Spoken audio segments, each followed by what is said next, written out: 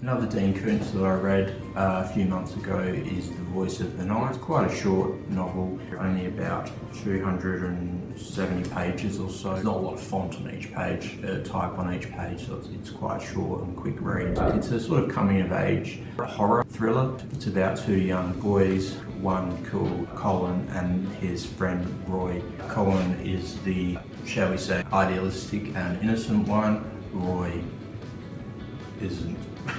It starts off a little slow, but the second half becomes quite exciting and page-turning. It's written in sometimes quite a simplistic way. I'm not sure if that's because of Dean Koontz's original audience, that it was supposed to be for young people, or if it's supposed to capture this kind of innocence of childhood.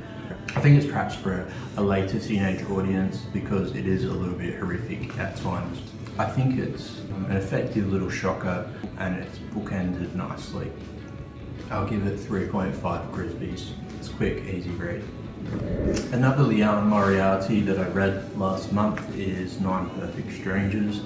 This is her most recent novel, which was released in, I think it was September or November last year. And I've recently become a big fan of her other works. Of course, it's the acclaimed writer behind the HBO series Big Little Lies. Here she takes on a number of different characters. Each chapter is sort of dedicated to from the perspective of a particular character. One of essentially the 9 Perfect Strangers that are attending the clinic, which is set in the made-up Tranquillum house, which is a retreat for those that seek some sort of change in their life. A woman by the name of Marja is the leader of the retreat. She seeks to transform their existence and lives in intriguing and offbeat ways. Because Moriarty is sort of writing from so many different perspectives, it is extremely ambitious.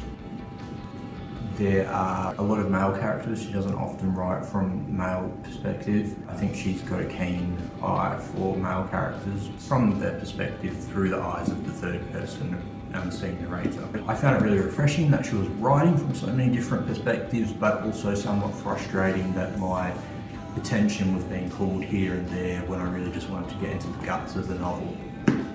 Is it successful? That's up to you. I still enjoyed it. It still makes me laugh out loud in places. It's not my favourite of hers, and I could have done with some more sort of mystery thriller elements, which I didn't feel I got from this particular novel, even though that's not what she's known for. She often frames her fiction using that device.